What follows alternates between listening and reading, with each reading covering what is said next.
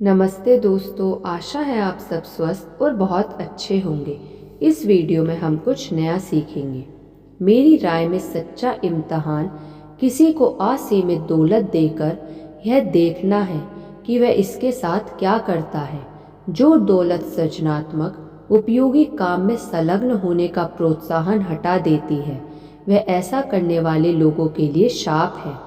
इंसान को गरीबी से सावधान रहने की ज़रूरत नहीं है, उसे तो दौलत और इसके साथ आने वाली शक्ति से सावधान रहना चाहिए, जिसका इस्तेमाल अच्छे या बुरे उद्देश्यों के लिए किया जा सकता है।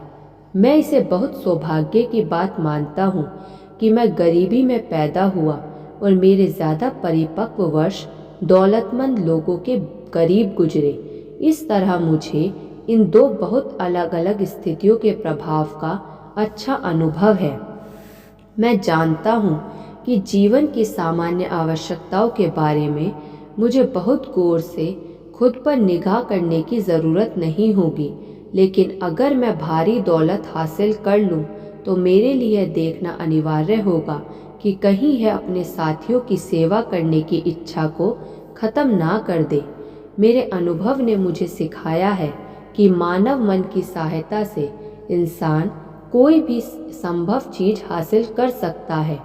मन जो सबसे बड़ा काम कर सकता है वह है कल्पना करना।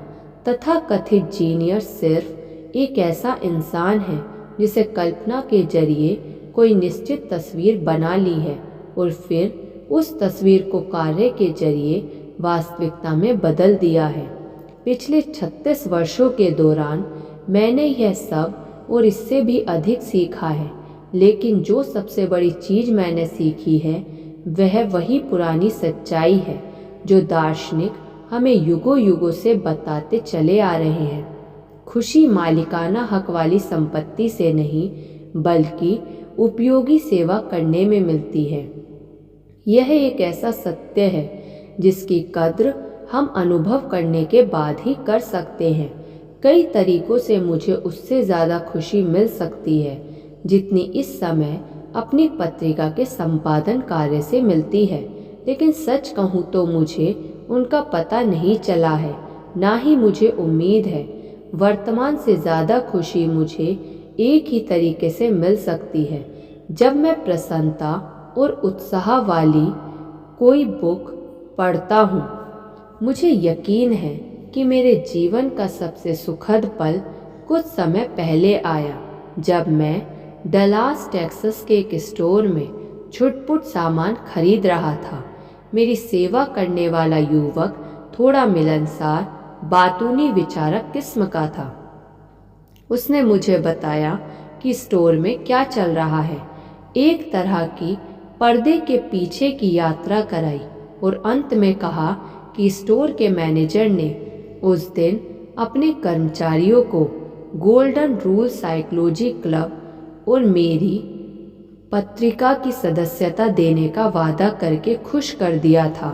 नहीं, वह मुझे नहीं पहचानता था।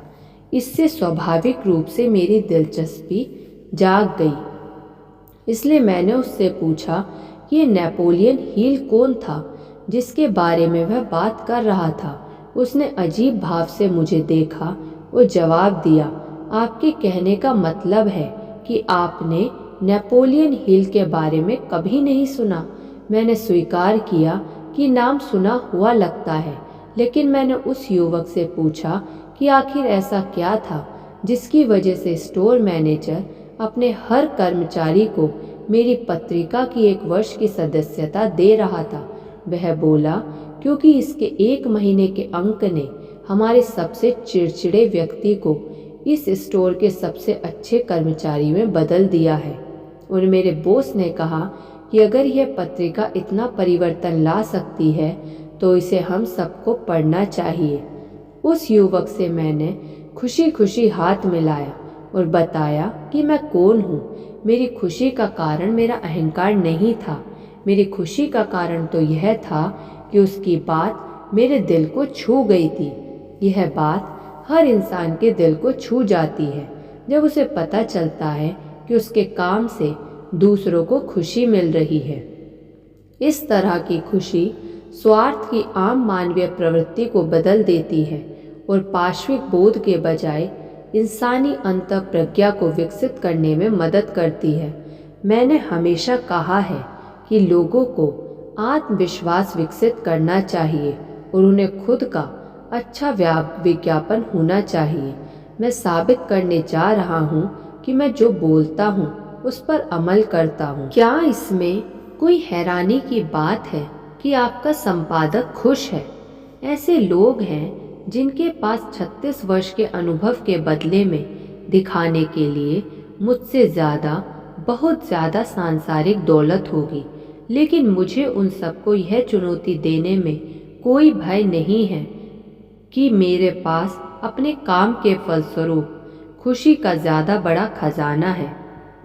हो सकता है कोई इसे संयोग माने, लेकिन मेरे लिए बहुत महत्वपूर्ण है कि मुझे सबसे भारी और गहरी खुशी तभी से मिली है जब से मैंने यह पत्रिका शुरू की है। इंसान जो भी बोता है वही वह काटेगा।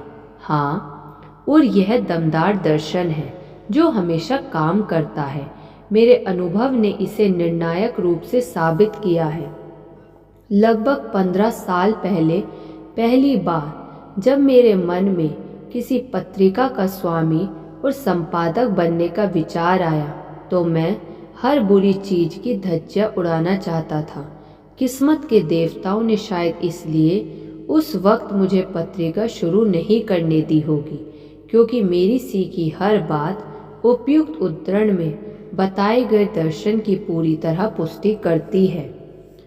धन्यवाद। ऐसी और वीडियो सुनने के लिए आप इस चैनल को सब्सक्राइब कर लीजिए और इस वीडियो को लाइक कर दीजिए।